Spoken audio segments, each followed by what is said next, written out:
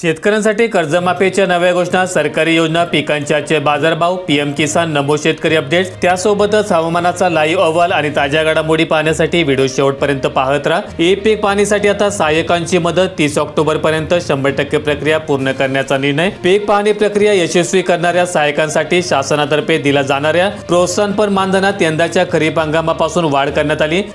पूर्वी प्रति प्लॉट 5 रुपये असलेले मानधन आता दुप्पट करून प्रति प्लॉट 10 रुपये करण्यात आले। सहाय्यकाकडून केली जाणारी पीक पाहणी पूर्णपणे निशुल्क असून त्यासाठी कोणत्याही शेतकऱ्यांकडून पैसे आकारले जाणार नसल्याचं प्रशासनामार्फत कळवण्यात आले।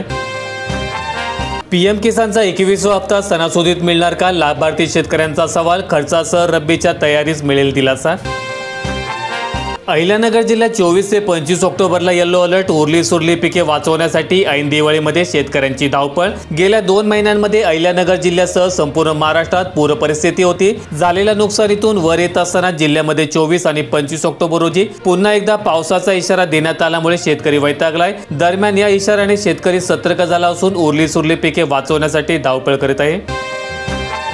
युरिया डीएपीचे दर वाढणार, शेतकऱ्यांना झटका। चीनने निर्यात बंदी घातल्याचा परिणाम होणार। चीनने 15 ऑक्टोबर पासून युरिया आणि विशेष खतांच्या निर्यातीवर बंदी घातली। काही महिन्यांपूर्वी चीनने मर्यादित निर्यात पुन्हा सुरू केली होती, परंतु आता त्यांनी खतांचा पुरवठा पूर्णपणे थांबवलाय, ज्यामुळे केवळ भारतातच नाही तर जागतिक बाजारपेठांवर देखील याचा परिणाम झालाय। या बंदीमुळे युरिया, डीएपी, टीएमएपी आणि एडब्ल्यू सारख्या उत्पादनांचा समावेश आहे। बारामती सहकारी दूध उत्पादक संघाने केली शेतकऱ्यांची दिवाळी गोड। 11.54 कोटींचा बोनस आणि लाभांश वाटप, एकूण 70 पैसे प्रति लिटर दर फरक। दूध संघाने सर्वांच्या चेहऱ्यावर आनंद फुलवलाय। ऐन दिवाळीत एसटीची आरक्षण प्रणाली कोलमडली, प्रवाशांचे नियोजन विस्कळीत। नव्या सॉफ्टवेअरमुळे कर्मचाऱ्यांना देखील मनस्ताप। 2 वर्षांपूर्वी एसटी महामंडळाने जुने सॉफ्टवेअर बदलून नवीन आरक्षण प्रणाली लागू केली आणि या नव्या प्रणालीमुळे प्रक्रिया सोपी होईल अशी अपेक्षा होती, मात्र प्रत्यक्षात ती अधिक गुंतागुंतीची ठरत असल्याचं पाहायला मिळत आहे।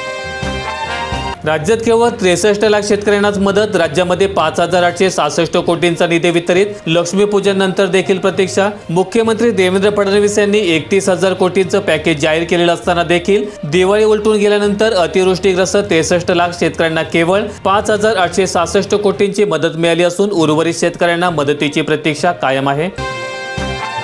सरकारने जीआर काढून दिवाळी पुढे ढकलावी, आमदार ओमराजे निंबाळकर यांची मागणी। अतिवृष्टीग्रस्त शेतकऱ्याला अद्याप मदतच नाही। दिवाळीपूर्वी शेतकऱ्यांसाठी जाहीर केलेली आर्थिक मदत अद्याप त्यांच्या खात्यात जमा न झाल्याबद्दल शिवसेना ठाकरे गटाचे ओमराजे निंबाळकर यांनी राज्य सरकारवर तीव्र शब्दांमध्ये टीका केली।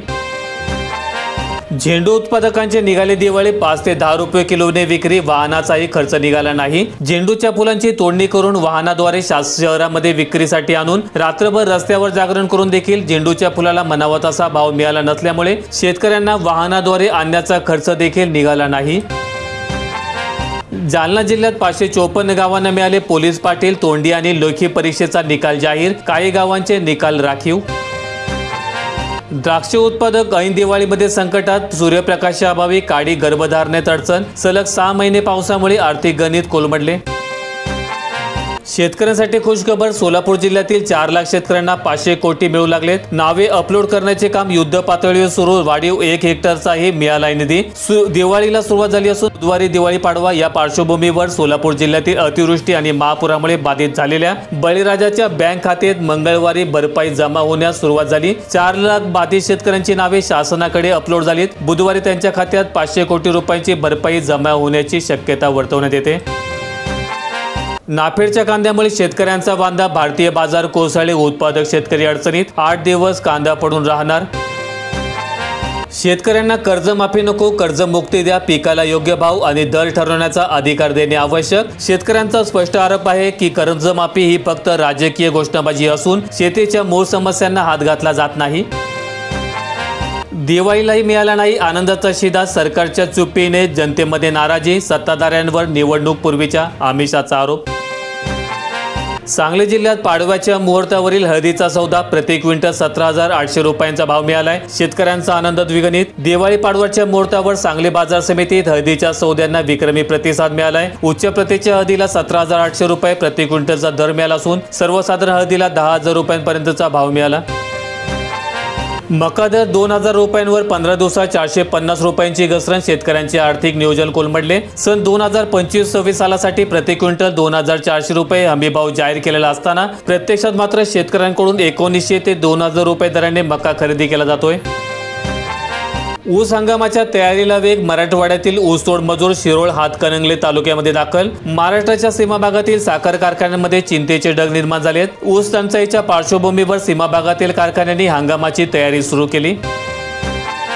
नव्या अपेक्षेने कांदा उत्पादक रब्बीच्या तयारीला, मका सोयाबीनच्या काढणीसह कांदा बियाणे टाकण्यास शेतकरी व्यस्त। सोन्याचे भाव गगनाला, सोयाबीनला केवळ 4000, शेतकऱ्यांची दिवाळी नैराश्याच्या सावटात, योग्य दराच्या प्रतीक्षेमध्ये शेतकरी हतबल।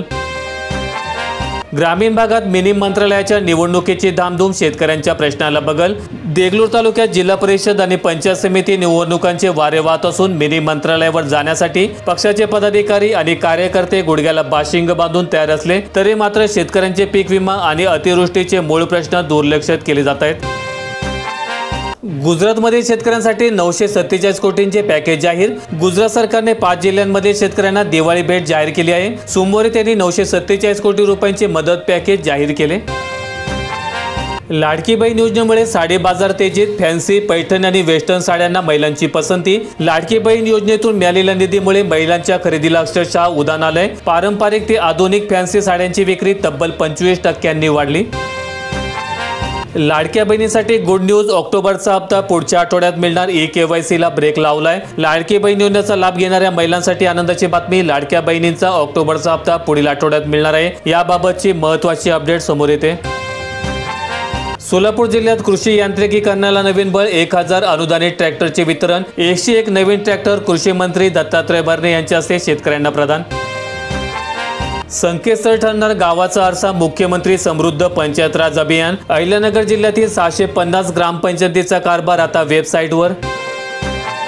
फळपीक विमा योजनेत नियमबाह्य सहभागावर कार्यवाही सत्र। हवामानावर आधारित फळपीक विमा योजनेत केळी पिकाच्या विमा संरक्षणाबाबत जिल्ह्यात कारवाई सत्र सुरू केले। नियमबाह्य विमा घेतल्याच्या तक्रारीनंतर कृषी विभाग आणि विमा कंपनीकडून शेतात प्रत्यक्ष पाहणी मोहीम राबवली जाते।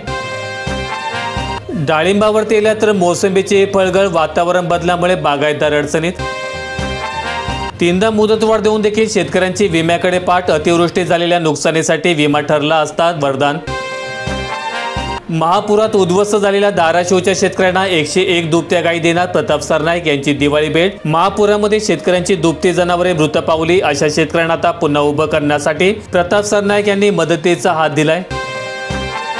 आंबा बागायतदारांची दिवाळी झाली गोड, 36,468 आंबा आणि काजू बागायतदारांनी वितरवला विमा। काजू भरपाईत रत्नागिरी तालुका निरंकस। आंबा काजू बागायतदारांची पीक विमा परताव्याची रक्कम जमा होण्यास सुरुवात। 100,361,14,593 रुपये रक्कम मंजूर। माहिती आवडल्यास व्हिडिओला लाईक करून शेअर करा। दररोजच्या बातम्या पाहण्यासाठी आपल्या YouTube चॅनेलला सबस्क्राईब करायला विसरू नका।